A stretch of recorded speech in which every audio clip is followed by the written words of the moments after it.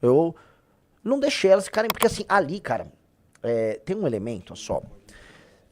Tem um conceito que ficou conhecido na direita americana, na direita europeia também como long house, tá?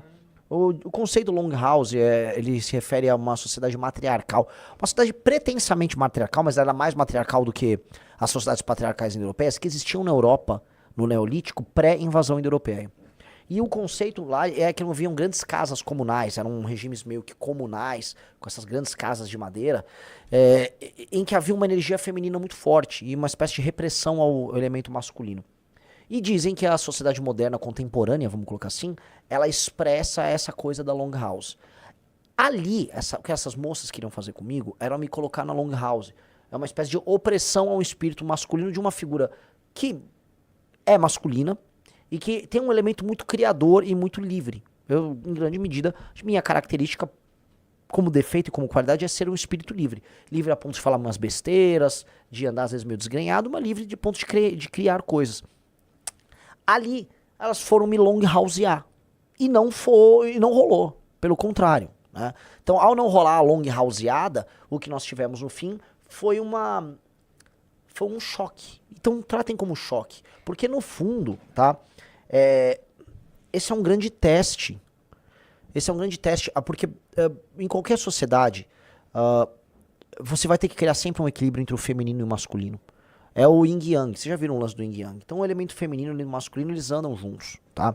E é como se fosse o elemento masculino que é o ordenador e o elemento feminino que é a natureza, o caos e a ordem se chocando. Você precisa ter os dois elementos. Você só vai ser criador quando você abraça o caos. Quando você abraça o caos e a ausência de ordem, você cria o novo.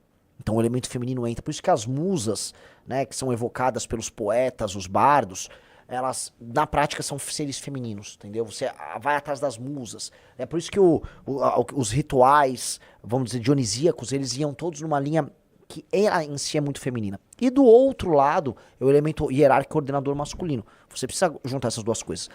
Entretanto, o elemento feminino, quando fica muito forte em uma sociedade, ele mata o espírito, não apenas o ordenador, mas o espírito aventureiro masculino. Então, a gente tá numa sociedade que tá, talvez, por mais que seja uma sociedade que tenha homens no poder, com um espírito muito feminino. E o capitalismo talvez nos leve a isso, depois isso dá uma grande discussão. E você precisa agora ordenar. Eu preciso meter lei e ordem no Brasil. E reparem que a minha discussão com aquelas moças, elas foram falar de feminicídio, violência contra a mulher, e eu tô falando, eu vou impor lei e ordem. É pena dura e eu vou pegar o bandido. Se o bandido bateu numa mulher num relacionamento, eu vou pegar o cara. Elas não, elas querem discutir. Não, vamos discutir e conscientizar. Que papinho! Isso é uma censura, porque no fundo elas querem reprimir a existência de um espírito masculino. Entendeu? A repressão é a repressão pro menino na escola, para ele não ser um menino homem na escola. Ok? É uma repressão. Elas querem uma repressão no âmbito cultural. E não uma repressão prática contra um homem que comete um erro.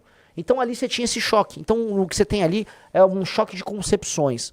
E a coisa mais masculina de fazer é falar não. E colocar a sua opinião. E pronto, e acabou. É isso que nós precisamos fazer. Entendeu? E é muito diferente de um cara como o Flávio Bolsonaro, que é um cara feminino.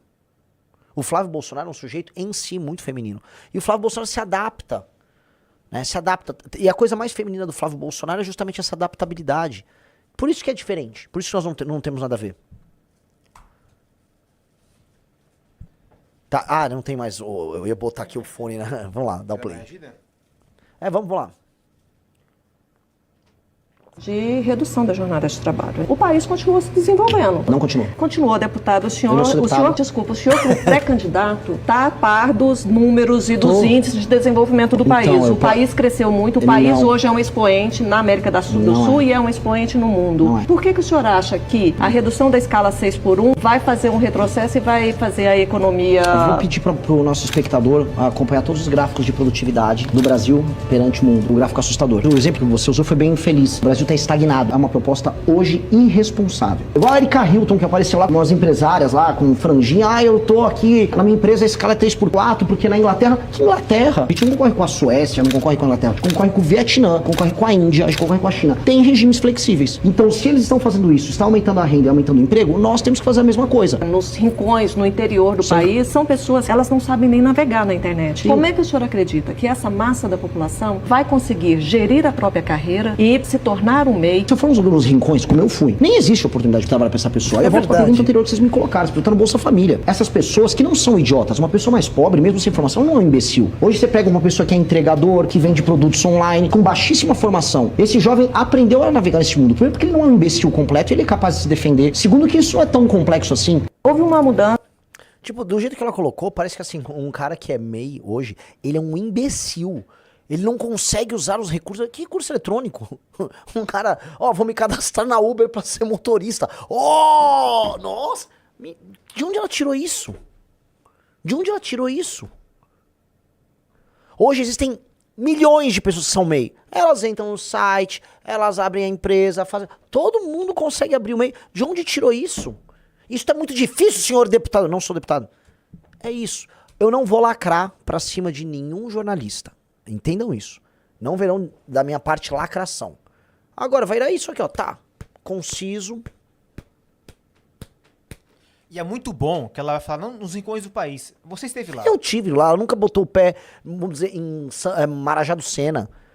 Ela nunca botou o pé em Santa Quitéria. Ela não conhece o que é um rincão do país. Você foi literalmente na cidade Eu mais fui pobre do Brasil. Ela não tem ideia.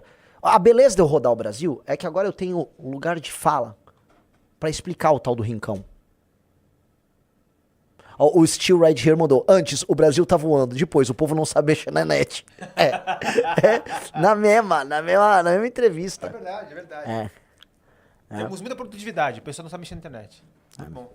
No mês de março eu faturei cerca de 4.600 dólares, totalizando aí deu um pouquinho mais de 23 mil reais apenas com a AdSense do meu canal, postando cortes do MBL. E se você tem interesse em criar seu próprio canal de cortes, ajudar no projeto e ainda poder ganhar com isso, é só clicar no primeiro link da descrição desse vídeo ou então ler o QR Code que tá aparecendo aqui no meio da tela que eu vou te explicar um pouco mais sobre isso.